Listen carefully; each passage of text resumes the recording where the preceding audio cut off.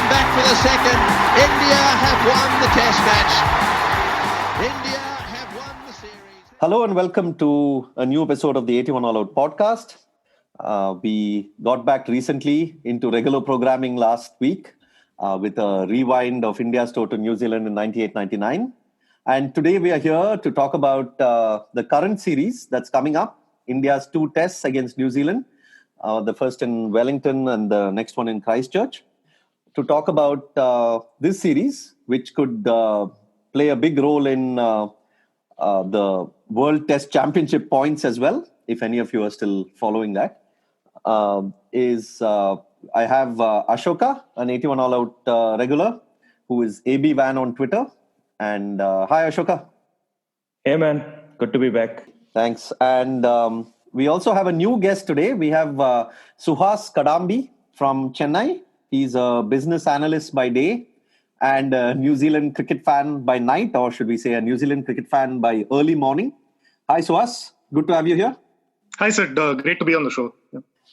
Wonderful. So let's start looking a bit of the big picture. We have a lot of individual rivalries in cricket, as in team rivalries. Of course, the Ashes, India, Pakistan, England, West Indies, India, West Indies even, quite storied. But Suhas, can you talk a bit about India and New Zealand? Do you think that it often doesn't get the due, or is it? I mean, there have been quite a few good matches and a lot of storied cricket, a lot of fine performances down the years. I mean, last time we spoke about the 98-99 series and how Azhar and Sachin and Simon Dool all had fine performances. But do you feel it somewhat gets lost in the overall scheme of things? Yeah, it very much does, Sid. In fact, in the World Cup last year, when the league game against between India and New Zealand got washed out, someone had pointed out that the teams had not met since 2003, and it just seems as though they never run into each other at major tournaments. And the scheduled test series between them have been few and far between. I did think there was a time in the late 90s and the early 2000s where it was possible to have a rivalry going. The 98-99 series that you guys discussed on the podcast last time was a closely fought one, had that thriller in Wellington. And New Zealand returned to India later in 99, if you recall, the 83 All-Out series. They competed pretty well. That again went 1-0 to the hosts in India's favor that time, but New Zealand held their own, I felt. Fast forward to 2002 to 2003, there was, of course, that infamous 2-0 sweep by New Zealand in home conditions. Had India crying out for revenge, and Harbhajan saying that he couldn't wait to get at New Zealand back at home. And New Zealand came and drew both the tests. So I always felt that Fleming, Ganguly, those two outfits there was a reasonable chance of a rivalry developing then, but it all just sort of fizzled out after that. There have been something like just 5 or 6 series in the last 18 years between these two teams. Yeah, and I think it's interesting that you point out those 2 series. I mean, the one in 2002, 2003 before the World Cup, that was just bowler friendly, and there was carnage there with the low scoring tests. And then you have 2003, 2004 when New Zealand came to India, and then you had the other extreme where you had Mark Richardson, doggedly batting out time, and it ended in 2 draws. So it's almost like that was the great chance for the teams to produce some fine tests and give us the memorable contest. But ever since then, things have sort of, and even the space between the series has got much more now. Like in the last 11 years, I think they've basically played 4 series, I would think, because India went there and won in 2009, that famous series where Gautam Gambhir made that played that marathon knock. And then India again went in 2014 when, Dhoni was still captain, one of his last series as captain. And then New Zealand came to India in 2016. I mean, unless I'm missing something in between, seems like pretty few series for 2 pretty good sides in that time frame. Hey, wasn't Kane Williamson's debut series in India? Yeah, I'm probably missing one series in between. Correct. Yeah, he hit a That was in 2010. Yeah, so Yeah. 2010. Okay. So even then, I mean, it just seems like, I don't know, maybe I haven't paid as much attention as I should. And I'm basically reinforcing the point that I'm trying to make, that, it's not, they probably played too few tests. And even within the series, like if you take the last time India went to New Zealand, the two test series, both really good tests. And India came within 40 runs of chasing a 400 plus score in the first test. And then in the second test, India were again on top until McCullum came up with this mad triple hundred. The first ever triple hundred by a New Zealander. So, yeah, what are your memories of that series, guys? I mean, you remember watching it closely, and you thought India could have done better, slightly better there? So the first test, at least, you kind of knew when India got all out for 202, that match is gone. Even though we tried chasing 400 and then we came short of 40, there was no hope there. But the second match, I really thought that we had a great chance, and then McCullum and BJ Watling partnership happened, and it kept happening. I think that year we had two such instances, right? One in New Zealand and one in South Africa. The other instance was like when AB de Villiers and Faf in South Africa also denied us a win, and very nearly won that test as well. So that series was kind of frustrating. And also, like later in the year, you go to Australia, and then you have this Adelaide test where you come very close to chasing again, like a big total, and then you fall short. So it was like that whole phase had those missed opportunities.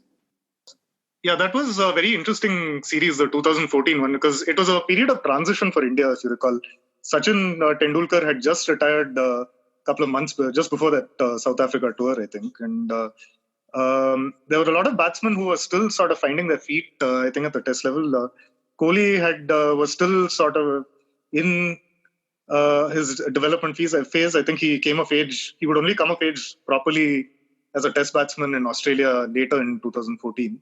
There was Rahane, who was only a few tests old. There was Dhawan and Vijay, who were a year-old opening combination. I think for that lineup, against two bowlers who were just hitting their stride in Saudi and Bolt, it was still early days for them. And I think that despite having MS Dhoni as captain back then, I got the feeling there was a little bit of, inability to close out games then, perhaps. And New Zealand were also in a period of transition, if you recall. McCullum was a year into the job. But I think that was around the time his team was really starting to turn things around. Williamson was starting to convert his province into actual hundreds at the test level, and Saudi and Bolt were really relishing that new ball partnership that was early on in their career, but they were already a force back then. And that was probably Neil Wagner's first real, I would say, match-winning performance at the test level. If you recall, he was a major factor in India not being able to chase down that 460. Yeah, I actually went back to match reports from that test, and there was one headline from Cricinfo that said Wagner comes of age, or something to that effect. And I was like, wow, that's pretty much when Wagner started. And it seems like he's been, now of course he's like such a regular feature in their bowling lineup. But I was just, it was interesting to see how that was a kind of a turning point for him, that Wellington test. Second test, of course, both teams would remember it a little differently. I think New Zealand has the crowning glory of the McCullum era and, taking them out of the previous era, and India for it having slipped through the fingers. For sure. And then, of course, in the reverse series, when New Zealand came to India, I mean, that was quite a one-sided contest, and conditions. By which time McCullum had retired, right? Yeah. By which time, that was then Williamson's team that played in India, and it's not fair to talk about that series when building up to this, but because the conditions were so different. And also, I think New Zealand have considerably improved after that in Asian conditions. I mean, recently they won in Pakistan, which is in UAE, which is extremely fine achievement. And then they went to Sri Lanka, and then they had that win to draw the series. So I think after that India series, they got much better in Asia. I was telling this to Sid and Mahesh the other day that outside of like India, even New Zealand have a very, very solid middle order game. I would say it's the best middle order game in tests right now. When you see across teams, they have Kane Williamson, Ross Taylor, Henry Nichols. The sore spot there might be the all-rounder. They are still figuring that point out, but they have a very good middle order game, and even openers, right? That is another thing. I mean, if they find a partner to lay them, they would be a very, very good batting side. If conditions are slightly even favoring batting, they would be very hard to dismiss. Well, Australians may not agree with that, because New Zealand went to Australia. So yeah, I made the point just before that series, and then that happened. So I would rather consider that as a slight anomaly. But when you say when you discard that series, the 2 years leading up to that, I mean, New Zealand has been fantastic.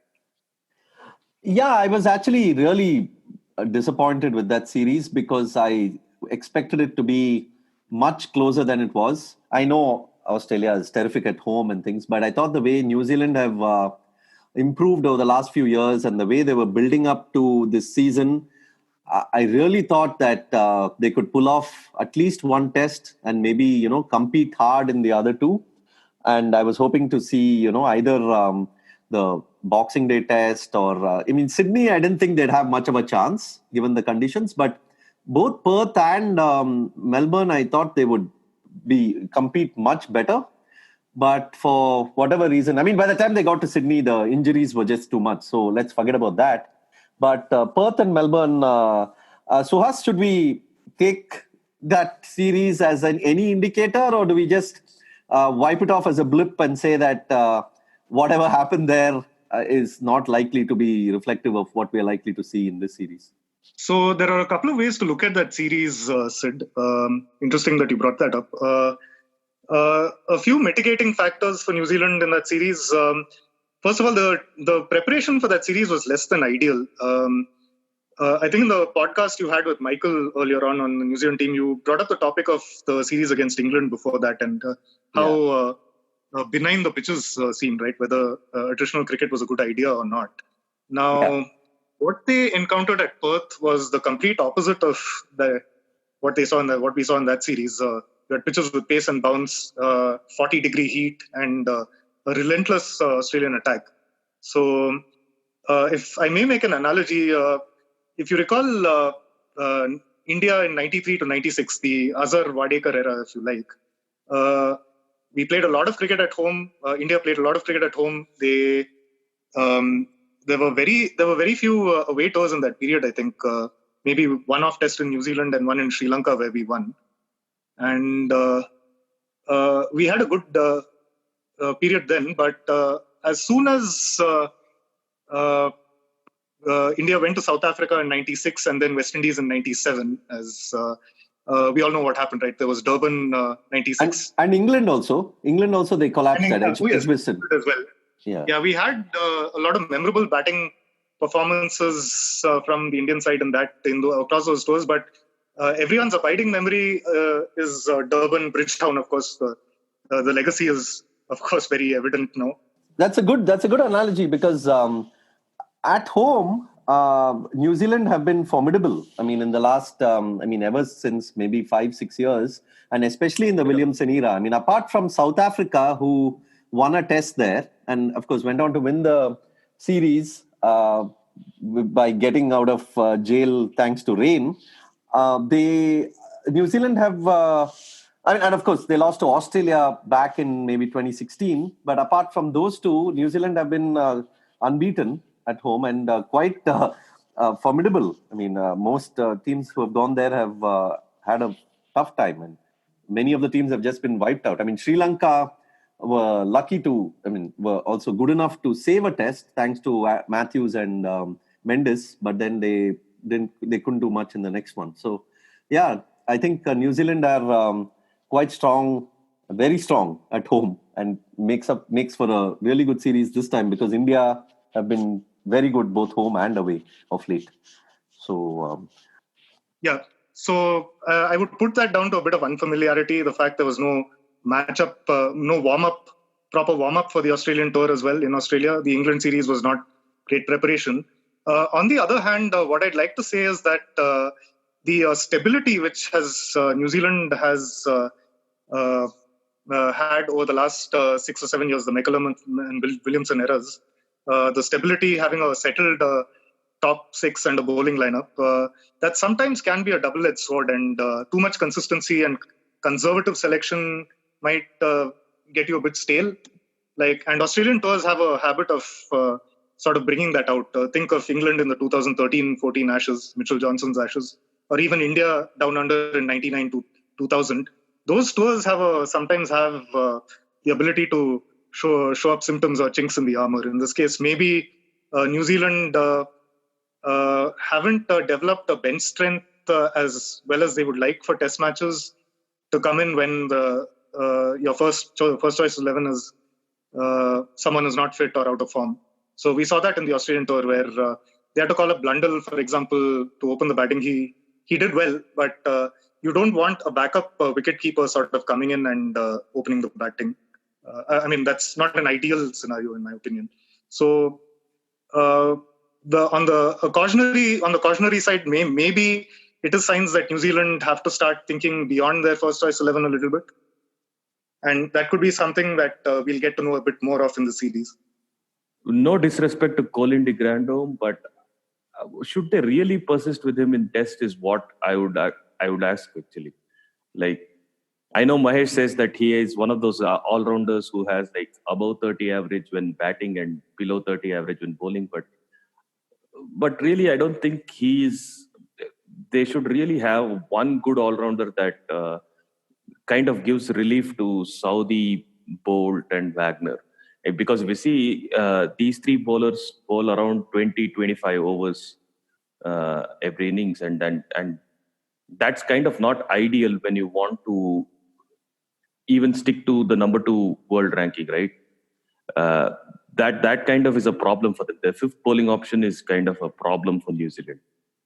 No, but I think in New Zealand and maybe even in England, in those kind of conditions, Colin de Grandhomme is invaluable, because he can, in Australia, I think he was slightly, he was also good for stretches there too, but I think the conditions kind of blunted him out, and they could play him out much easier.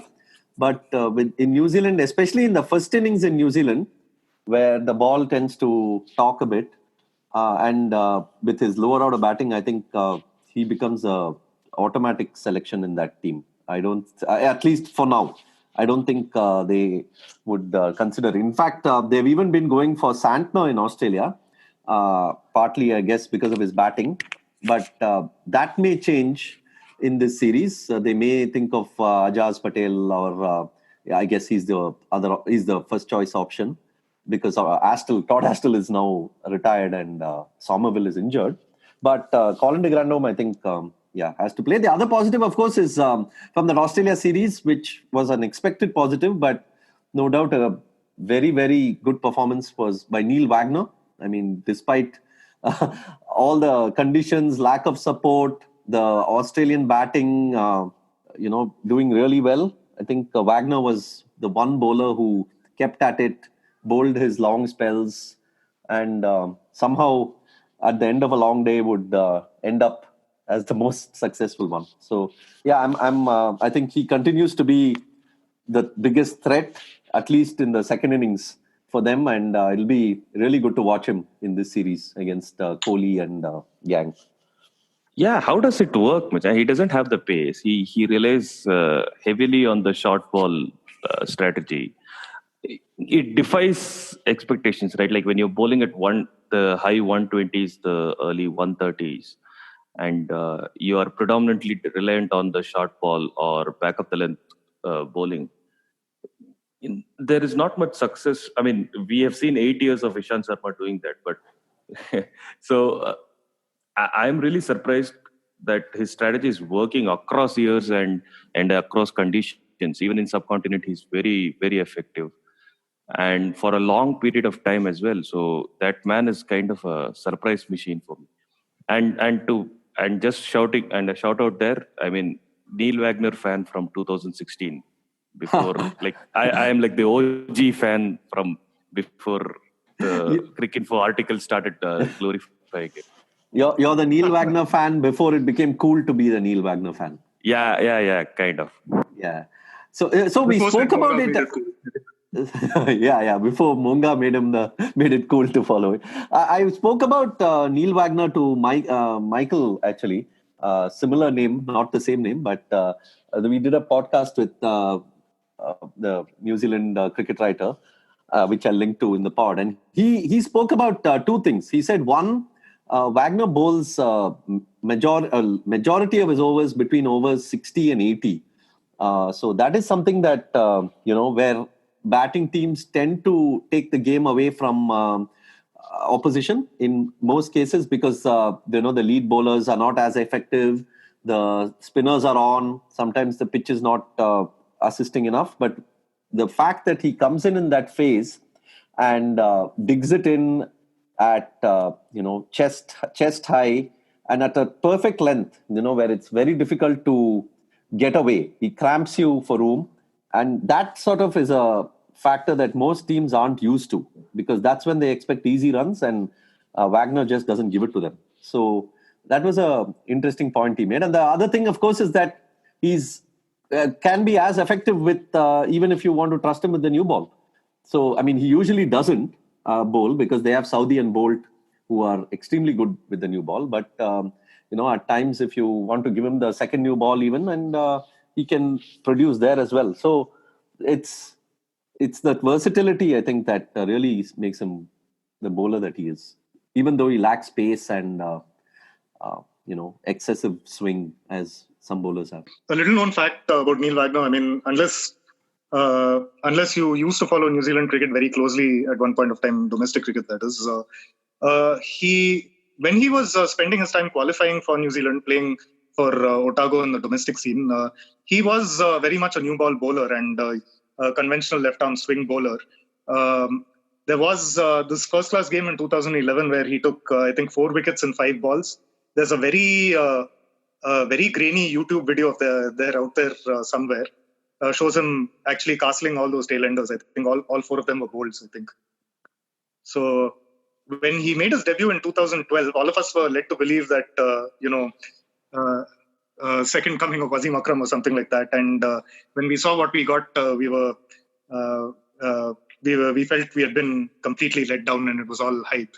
But he showed us another side to him after that. I mean, he reinvented himself completely, seeing that Saudi and Bolt took the new ball and he needed to find his niche in the team.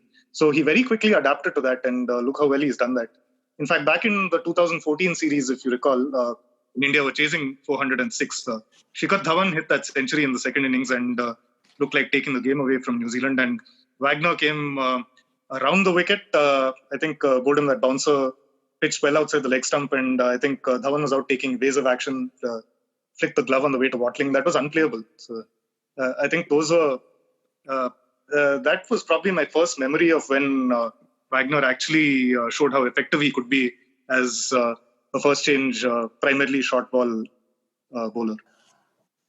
Yeah, so let me actually when Suhas was talking about following Wagner in domestic cricket back in the early 2010s, I thought I should ask Suhas about his New Zealand cricket fandom. I mean, I have very rarely met New Zealand cricket fan in India. I'm sure that many exist, especially now. But back when, in the 2000s and late 90s, I mostly used to run into, either Australia fans or, of course, the West Indies fans, people of the slightly older generation who followed the great West Indies team. And then there were a few South Africa fans. Sorry? West Indies fans are still among our generation, and the next one are still around, believe me. And, I used to support West Indies whenever they played most teams. So yeah, I mean, I'm very much part of that, and then I'm sure the younger ones too. But Suhas, tell us about your New Zealand fandom. How did it begin? And I remember even back in the early 2000s when the social media and even many internet sites weren't too up to date. You used to follow New Zealand cricket and even the domestic cricket pretty seriously. Tell us about it. Well, it began, as you may be able to guess, it began in the 1990 with the 1992 World Cup, and I think most people know what happened there with Martin Crowe exploiting New Zealand home conditions to the fullest, the size of the grounds. He knew them at the back of his hand. He came up with the ploy of course, opening the batting with Great Batch, opening the bowling with Patel, but it wasn't just that. It was also, I think, his batting was made a huge impression on me as a youngster. That was probably the first major tournament I followed. I'd followed India's tour to Australia the previous summer, but that was apart from that, my first taste of global cricket, and that really captured the imagination. And the fact that New Zealand didn't enjoy much success after that made it a bit of a mystery, and Martin Crowe went missing from the lineup so often because of injury. So that kind of deepened my resolve to try and find out what was happening with these guys. So I used to look through whatever sources I could find, maybe stray articles in the Hindu or the Sports Star, or when a few years later, when Cricinfo finally came to us, I think you'd have old match reports suddenly surfacing, and you'd finally have access to news of what was actually happening on the ground in New Zealand, and that's when it really took root, I would say. And I tried to get hold of whatever bits and pieces of news I could find, and even though New Zealand were not a very successful team, I used to sort of delight in the small joys whenever they came around. It was when Stephen Fleming turned the side around in the late 90s that was quite a source of inspiration, and I just never looked back. Even though it was tough being a fan in the previous decade, I would say. Yeah, but the one good thing was that in the 90s and 2000s, there was quite regular coverage of international cricket from New Zealand. So even when New Zealand was playing, West Indies or any other team, you often got to see New Zealand games. So I'm imagining you were someone who used to wake up at 3:30 in the morning to watch those. Oh yeah, I did my fair share of that. Yes, wake up at 3:30 and see Wasim and Waqar making their annual pilgrimage to New Zealand and knocking over the stumps, and finding joy in Young and Thompson putting together a 200-run partnership and winning at Christchurch. Yeah, that was the time. I guess it still continues. But one of the things I always associate with New Zealand is like with every test match or every other test match, there'd be a new pair of openers. And, they went through openers like nobody's business. I'm sure you have all the names intact, but, people like Michael Paps come to mind when I think of New Zealand openers who probably, Craig Spearman. Sinclair, Craig Spearman, guys who were briefly there, made like some mega score. Sinclair probably even made a double, right? On debut, yes. On debut. And then they're just gone, disappeared. Yeah, so... there's a saying among the New Zealand cricket fans, at least those who follow Test cricket, and the saying is the wheel is forever. And they're referring to the wheel of New Zealand cricket openers. Just one guy in for a few tests, gets discarded, the next cap of the rank comes in, gets tried out, gets found out, eventually plays 10, 12 tests and so on. I think off late they were a bit more successful with Latham, of course, and Jeet Rahul unfortunately has run into a lot of problems off late, bad form, and his confidence has taken a beating. So it remains to be seen if they can find a stable long-term partner for Latham. Okay, so let's just wrap up the New Zealand segment of things by talking about the 11. If Bolt is fit, which seems likely, I don't know, I didn't look at any news today, but seems that he may play. it looks like New Zealand will be pretty much first choice. I mean, I guess Tom Lundell will open, and they will. It's up to between Ajaz Patel and Santner, right? Suhas, am I reading that right? That's right. So Bolt's fitness is definitely key. With him, the attack just, I think, has a touch of real class to it. Saudi, of course, has been a force in Test cricket for quite a while, but he's been a little down on pace in the last few years. I would say 2014-15 was his absolute peak when he was swinging the ball at good pace. He and Bolt together opening the attack in those conditions just makes New Zealand that much stronger. But it needs to be a fit and firing Trent Bolt. We've seen occasions in the past where he's just come back from injury and not quite looked at his best. So they need a fit and firing Trent Bolt. And the spinner, of course, would like to see Ajaz in there. I imagine they would go with him. But I think, Sid, you had earlier wondered why Ajaz was seemed to be overlooked of late, considering his performances in the subcontinent.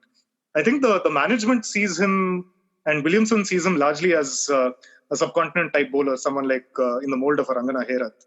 And at home in New Zealand or in conditions like those in Australia, which are not very conducive to spin, they've tended to go for someone like Santner who can offer a bit of the batting.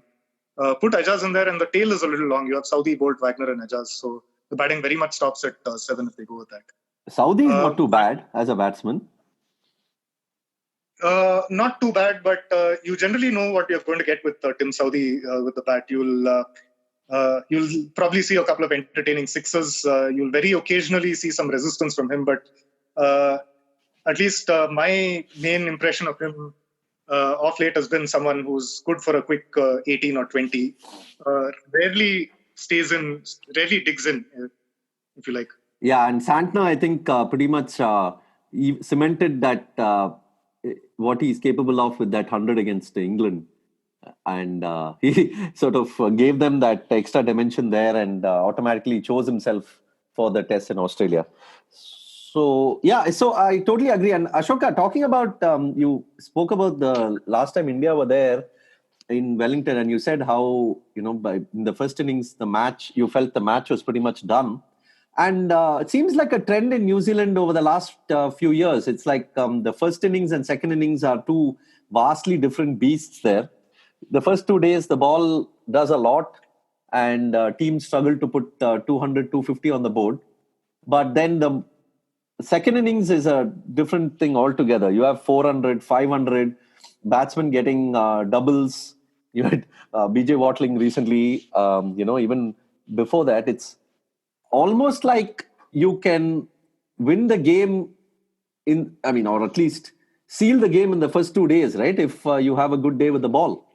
Yeah, and that margin is also vanishing a bit because the second day also, I think the pitch starts settling down. The conditions are good for batting. So bowling, what we were used to in the 90s and the early 2000s, is not that kind of a game in New Zealand anymore. And I think that's because of the excessive usage of pitches across formats. I don't know what that is, but batting seems to be a lot easier in New Zealand these days. And even in the England series, if you see, if England's middle order was a little bit more solid than what it is, maybe you could have seen a couple more draws. So it's not going to be that easy to get 20 wickets unless you have like a sharp bowling unit, and it is worth exploring the option of having spinners in New Zealand. I know it's historically they are not that effective, but even as say to restrict runs, to induce a bit of attrition in the scoring and stifle batsmen out, it's worth having one solid spinning option in your team. And so to Suhas's earlier point, I think Patel must be given a chance ahead of let's say Santner, or I don't know if it's Santner versus Grandome or Santner versus Patel, but it is worth having that kind of an option, especially with India, because even if you see, we kind of have attacking batsmen, except of course Pujara. You kind of have an attacking top six. It is worth the gamble. New Zealand can take that gamble and have a spinner.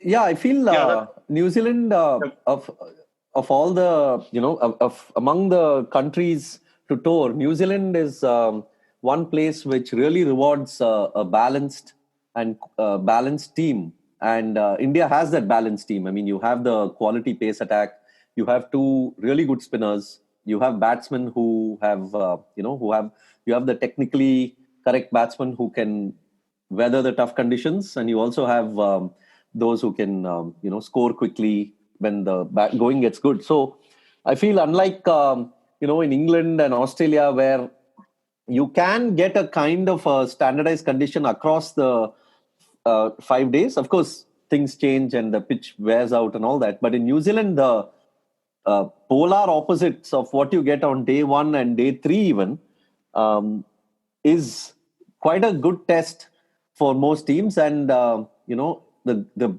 most balanced teams usually come through.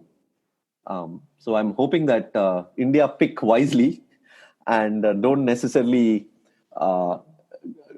ignore the fact that two spinners may be a very good decision, especially if for the second innings to get New Zealand out. Yes, both you and Ashoka made very good, valid points, Sid. In fact, I think the likes of Nathan Lyon and Keshav Maharaj have both done well in New Zealand in the past. So, well worth exploring by India with Ashwin and Jadeja to pick from. And New Zealand have had their problems against those two, albeit in Indian conditions. And also to add to the point about the grounds and the surfaces in New Zealand, I just came across a very interesting piece of stats work I saw online. Someone from one of the forums I visit, one of the forums I trawl through, dug this out. In the last 10 years, this decade in New Zealand, 2010 to 20, only there have been 40 test matches played, and only 6 times has the captain winning the toss actually decided to bat first. The captain winning the toss has decided to bowl first 34 out of those times, those 40 times. And the win-loss ratio for the side bowling first has been 14 to 10. So, which tells you two things. While bowling first doesn't necessarily guarantee that you will win the game, batting badly first up could definitely lose you the game. And when captains are very keen on that first session, getting out there and bowling right up first. Yeah, that's very interesting. I hadn't checked the numbers, but I knew that the trend was towards bowling first. But this is damn interesting that it's only six teams that have decided to, or 6 captains who have decided to bat first. So given Kohli's atrocious toss history, I think we are going to bat first both the tests. Well, he won all 3 tosses against South Africa, and didn't he win also against Bangladesh? Also, didn't India win at least 1 toss? Oh, so now toss is now categorized into test and ODI and T20, is it? Because the last, I think this ongoing series, I don't think he has had much luck with the toss. Yeah, it's well, but the good thing is, I feel that India have a team that can still compete even if they get bowled out for sub 150 in the first innings. I think they still have the bowling attack and the batting to in the second innings to stay in the game. I don't think India is the team that like earlier where 1 bad session or 2 bad sessions and then the test is gone. So hopefully, let's see. And talking about let's get to talk about India's batting, which now that we are here, there's been quite a bit of talk about the openers because the rest of the team, at least 3, 4, and 5, pick themselves, and 6 is a toss-up. But there was an article I read by Karthik Krishnaswamy in Cricinfo where he was mentioning how Vihari could be a potential candidate as an opener. What are your thoughts on that, Ashoka? And or do you just see Mayank and Prithvi being the most logical of the picks? No, that's actually a good idea because Bihari has opened once in Australia, right? So, I mean, that's not a bad idea at all. And given that now he has scored 100, the recency effect might also skew it in his favor. So, ideally, I would like one of Prithvi Shaw or Shubman Gill to open with Mayank, and but Bihar is actually, given that he has a good year in the test and he has done well in West Indies, so why not persist with him? And deceptively, I keep thinking that he's 30 plus. He's not. He's very young. So he's so, what, yeah. 27 or 27, 28, right? Is I he think younger he's 25. than that? Oh, he's wow. younger than that. He's 25.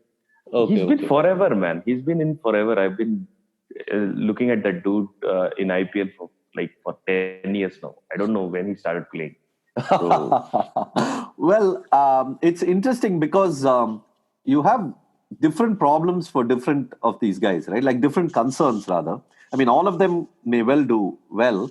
I mean, Vihari is like it's a good guy to trust up the order, but he's also a great value to have at number 6 in case there's a collapse up or in the top order.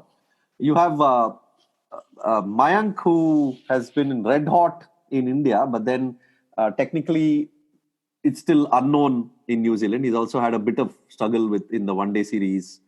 Prithvi Shaw has had this long break. And then Shubman Gill is primarily, I would think, young batsman.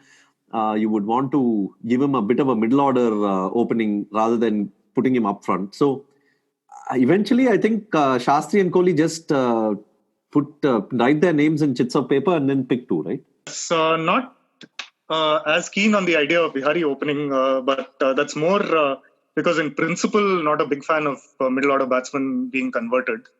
However, probably feel that Bihari is a sounder choice than Shaw just for this tour. Shaw's game seems to be a little expansive at this point, and perhaps I'm not sure if he would have the same discipline that Bihari might bring in to see off that new ball early on. However, Gill is a very compelling case for me. He's in red hot form at the moment, and he was also the incumbent in the squad. I think he was selected for the squad for the home series against South Africa. So it's a tough one, but for me, maybe Gill, Vihari and Shaw in that order to partner Mayank. So coming back to the case of Agarwal, I'd just like to hear from you both. Do you think we should read too much into that one-day series when it comes to Mayank? I mean, people have started asking questions, but he was put in to an unfamiliar role, I think, brought in. Yeah, but I think even people are asking questions about Bumrah. I mean, so I wouldn't read too much into that. I mean, in the tests, we should give him the rope that at least KL Rahul got, because he's been coming up the ranks in domestic, and he's been knocking on the doors of the international side for a while now. And now that he has got a chance, he's done well, considering that he's done well in Australia and pretty well in West Indies as well. I think there is no reason why we should read too much into it. If he has an extended 2-3 series failure, then we have backups. Till then, I think Mayank and Rohit should be our first choices. No, but here's the deal, right? Like Mayank, even when he was scoring against South Africa, people were pointing out a few technical deficiencies that could catch up with him at some point. So it's not like this just came up recently. So the question that Kohli and Shastri and whoever makes these decisions has to ask is very simple. They're like, okay, irrespective of his technical deficiencies, this guy has scored runs. He has put the runs on the board. So do we just, trust him and say that, okay, however he bats, let's just say that, make the runs and you'll keep your spot? Or do they go the other way and do they say that, hey, we know that he made the runs, but we are astute enough judges to say that he will not succeed here, and so we go with Vihari. So that's the choice that they make. I mean, usually it depends on the thinking of the management in that case. Some people say runs are all that matter. Some people say, hey, no, we know that this may not work. So let's see what they do. I won't be surprised if they play him, and I can see people thinking it's grossly unfair if they drop him. But Yeah, but I mean, if you see Kohli and Shastri, I mean, they are not the ones who fix things that are not broken. So, I mean, if your opener gives you 200 runs and bats out, like say 400, 450 balls across two test series, why would you have causes to even doubt, even though he has technical problems, but why would you want to change it? Because if you remember, Shikhar Dhawan was not all that technically suited for the test game, but he was given a long rope. And even when Rahul was failing, it was mostly technical because... That's true. And even Hardik, they trusted him. Even though he was not the technically perfect batsman, they trusted the fact that he went for it and was positive and all that. So I think if you go by the technical aspect of it, I think you will have like 5 to 6 batsmen left at Test cricket. Even Babar Azam plays some expansive cricket shots in tests. Those are beautiful to watch. But so I mean, you would only want Mayank out of the team, or even go down that route if like there are a consistent set of failures across 2-3 tests. So I think for the remainder of the year, given our schedule, he should be in the team. Barring injuries, he should be like the number one choice, him and Rohit, for this year at least. That is 2 tests here, 4 in Australia, and 5 when England come home. Yeah, it'll be interesting if to see if the openers, whoever they pick, if they do have a tremendous series, then it'll be interesting to see how Rohit then comes back and fits into the jigsaw. But I guess that's going to take a while. So, okay. So, let's... But before we go, I mean, in general, these are good problems to have. I mean, these are not the problems that gives like the coach and the captain anxiety. These are good. You have like 3 people knocking for 1 slot. And these 3 people can fit in just as easily into the middle order as well. So these are great problems to have. It is great to be Kohli at this moment. Yeah, and you have Rohit and KL Rahul not even in the squad at the moment. So yeah, absolutely. I mean, no doubt that these are happy headaches, as they say. Dhawan, who was I think our best batsman on the last tour, can't even not even in the frame for as opener now. Yeah, exactly. He's not even been in the test reckoning for a while now.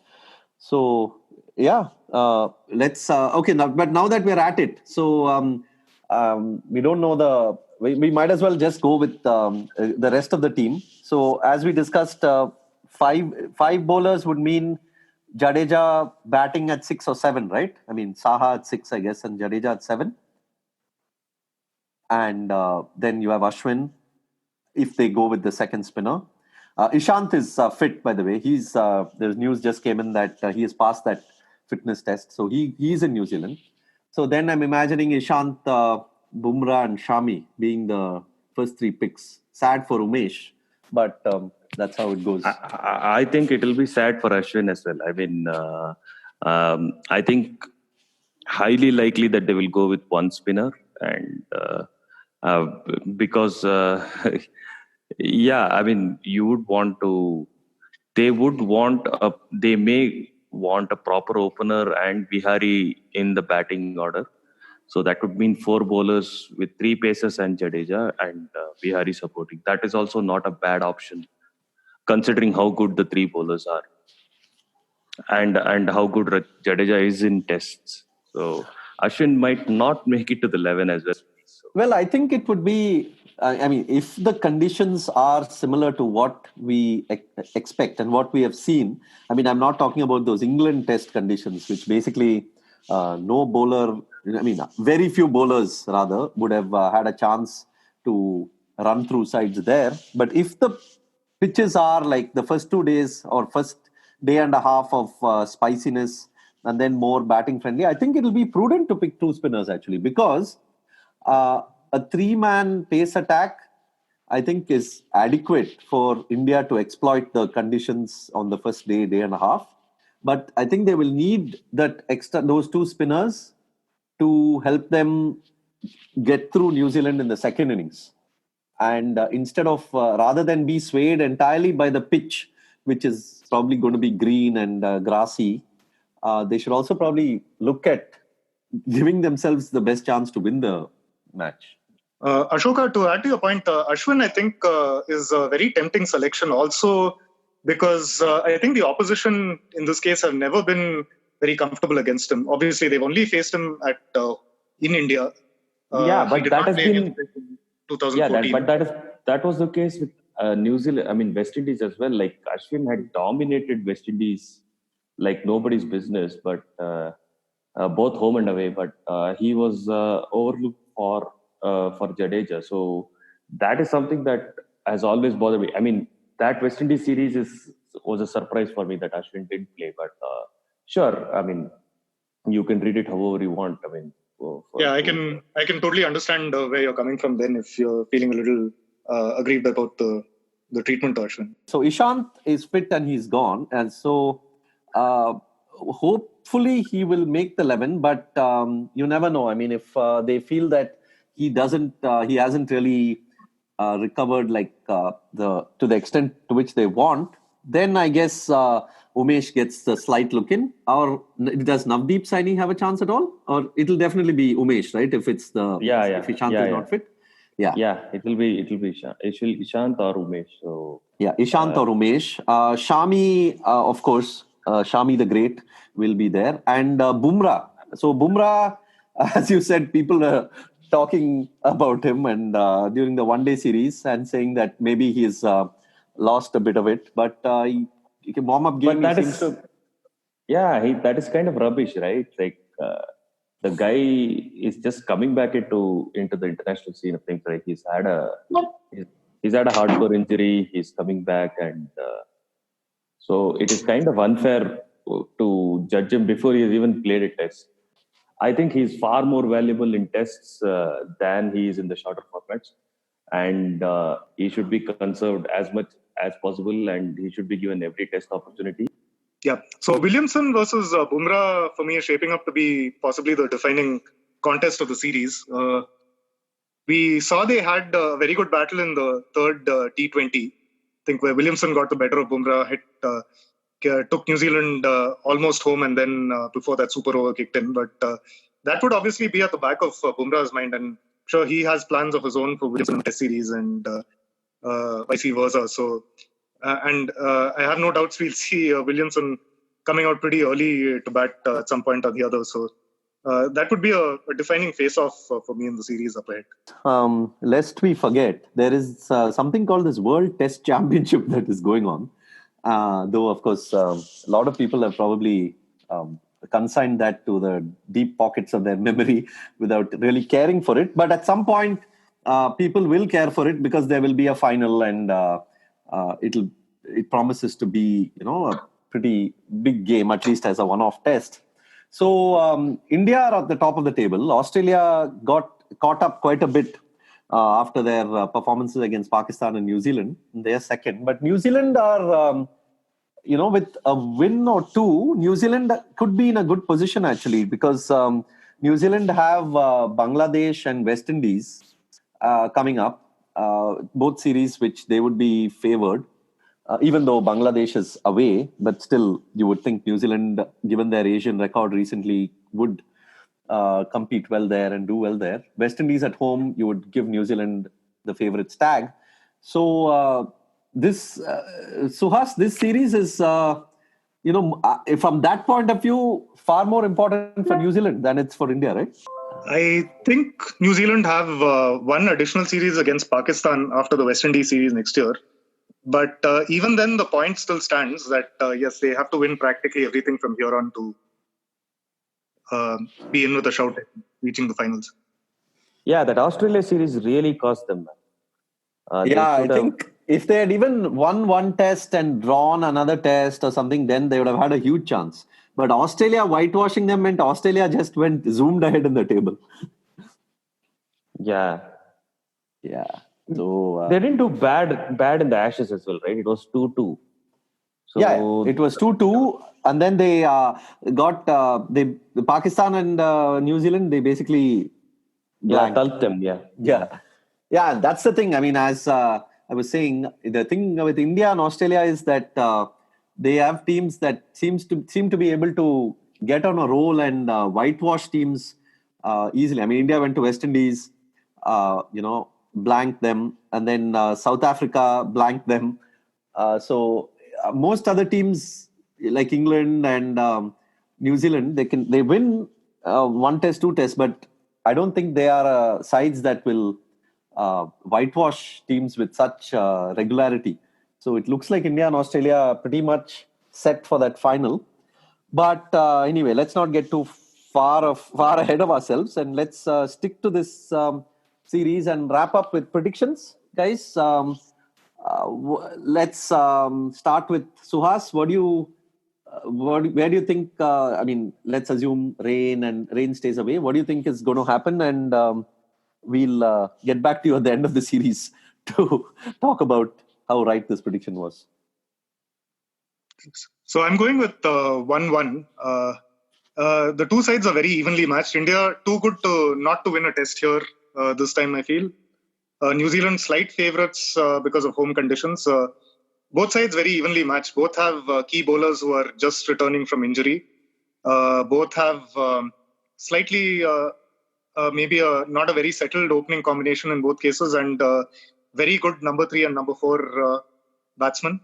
I think it will possibly come down to a few individual battles over there, like Williamson, Bumrah. I don't know. Taylor versus the Indian spinners probably maybe more comfortable against them at home. Cheteshwar Pujara, again, such a massive role to play in on day one, maybe if India gets sent in. 1-1 for me. Ashoka? I'm going to say 0-1 India. I'm thinking one of these tests may become a draw. So wait, you're saying India will lose the series? No, I'm saying 1-0 India, you mean? Yeah, 1-0 India. Okay. Okay, and so one of these will be a draw. You're saying predicting some weather, or you're just saying the pitches will make it a draw? Yeah, I think there will be one test where like the team is going to bat excessively long, and it may be a draw. So it's just I'm just getting a hunch from the previous England series. So I will be wrong. Yeah, it comes down to the pitches for sure. I mean, if it's anything like the England series, then not only could you get a draw, you could also get boring games, which is the last thing you want when, when you're such an anticipated series. You want even some kind of the pitches to provide some kind of excitement. I'm going to be totally bullish for once. And I've seen the kind of ruthless streak from this Indian team since that West Indies tour. And I don't see them letting up. And I'm going to be bullish enough to say 2-0. Of course, I'm going to. I may well fall flat on my face, but I see something in this Indian Test team that I haven't seen from any Indian team in the past, and I feel that this is their chance, and I think they'll take it. I think they'll take it, and they'll. I don't think it'll be. I don't think they'll dominate like they did against South Africa, but I think they'll find a way to win both tests, and it could be close, but. Let me say 2-0. Oh, that's a hardcore, man. I mean, first time in this podcast history, I'm hearing Sidvi go like full all out. Yeah. I said, okay, let me go 81 all out this time. Yeah, wouldn't surprise me if that did happen. The team does know how to win and how to close games for sure. Yeah, and I don't see, I mean, unless the pitches are really dead, I really don't see draws because if there's a result in the first test, then somebody is going to try to push for a result in the second test, right? Like, obviously, the team trailing will go for it. So, unless you see the reverse, if you see the first test as a draw, then maybe, yeah, that could happen. But I definitely feel that New Zealand should not go for the sorts of pitches they did with England because I don't think attritional cricket works against this Indian side. I think that would be playing right into India's hands. Of course, bowler-friendly conditions throughout. Obviously, India will be right in the game, but slightly better chance for New Zealand on that front. I feel India's bowlers just better all round with the old ball, in my opinion. So attritional cricket not the way to go against this Indian side for me. Yeah, and we saw in West Indies, like West Indies had had a pretty good home record when India went there. In fact, they'd even beaten England 2-1, and they had a pretty strong bowling lineup. But they, I think, prepared pitches again that backfired for them because India's batsmen were patient enough to grind out the runs, and then Bumrah basically finished them off with his swing. So I think attritional pitches and slow pitches will only backfire for New Zealand. I see the kind of pitches that they've had against other teams, like first 2 days of crazy swing and then batting friendly. So, well, let's see. I am taking an alternate stand, and I've been taking this because knowing Kohli's like aggressive streak and how good he has it with his bowlers, I would say attritional cricket, I mean, suck out any life from the pitch whatsoever, aim for a draw, let Kohli get frustrated, let him make the mistake, let his batsmen and bowlers make the mistake, and then if you win, you win. Otherwise, aim for 2 draws is what I would say, because when faced with a stronger team and a team with like very, very good bowling, which can take 20 wickets, if you give them even half a chance, then don't give them the chances. My way of thinking, but yeah, no, but sure. I don't think this Indian team is necessarily, trying to get runs only with boundaries. I think there are enough batsmen in here who are very happy to grind it out, get 2 or 3 and over, play out time, put the score, and then leave it to the bowlers to quickly get the wickets. I can understand if you're. I'm coming from a point of view where if there is throughout life in the pitch, like when we went to South Africa, the 2-1. Oh, yeah. So it's a complete lottery, right? It's on the other end of the spectrum. Like you pack your team with pacers, then you don't know. I mean, the first innings lead, even if it's a 30-40 lead, it becomes very, very crucial. Then it is almost a lottery, like who bats first, who bats well. Then that kind of scene you don't want to do because then there's a 50-50 chance. And a team with good bowlers, when you don't, and that backfired for the West Indies because they had good bowlers, but it depended on them executing it. On the other hand, if West Indies had prepared like a dead pitch, even Bumrah and Shami had to struggle. That would have given them their batters a lot more time to spend on the pitch. That would have given a lot more rest to their bowlers. So it's kind of a strategic advantage when you are faced with a strong bowling lineup to go with a pitch that doesn't give that bowling lineup any help. If they win despite that, great. Otherwise, with the batting lineup that New Zealand has, they should just sit back and tell the Indian bowlers, you work hard for it. We are not going to give you a pitch with any sort of advantage. That would be, I mean, if they get 600, who knows? Like Indian batsmen may make a mistake that can give them the opening. Otherwise, don't give Bumrah, Shami, Ishant or Umesh any sniff whatsoever. Keep it flat as a row is what I would think. But yeah, sure. I don't know. Well, if the thing in that West Indies series is that a lot of the times when, Bumrah basically rendered the pitch useless because of that kind of prodigious swing that he was getting, beating them in the air. And, when West Indies came to bat, in fact, India those tests, India had actually put on, made runs pretty comfortably. Ishant Sharma and all had played quite well. And you would have thought that the pitch is pretty good for batting. But then against that kind of swing bowling, it doesn't matter, the pitch. So what I'm thinking is, yes, I agree with you that New Zealand will not go for the 2002, 2003 kind of pitches where it's green throughout and teams are getting bowled out for 120 and then it becomes a lottery.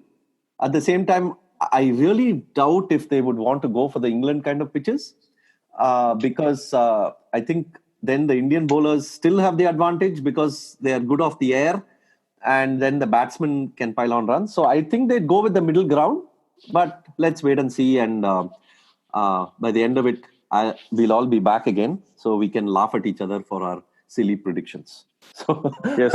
Yeah. yeah, so great. So let's wrap up on that note. Suhas, thanks for joining. Thanks, Sid. Thanks, Ashoka. It's been a pleasure. Yeah. And we'll definitely love to have you for the review if possible. If everything works out, then we'd love to have you to discuss everything at the end of the 2 tests. Absolutely. Look forward to it. Yeah. And thanks, Ashoka, again for joining. Yeah, thanks, man. Yeah. Good to be back. Good to be back. And we are also happy to be back. This is our second episode after the mini break that we took for no reason whatsoever. I mean, of course, there were some reasons, but nothing major. So thanks for listening and hope you can join us for the next episode. We will, of course, we'll have the review, but then in between in the series, we hope to do something as well. We'll keep you updated about that. You can follow us on Twitter at 81allout. You can visit our website, 81allout.com. That has all the previous podcasts and some articles as well. And keep listening. Thanks. India have won the test match. India have won the series. They're going to get back for 2. India at home. Lords goes wild.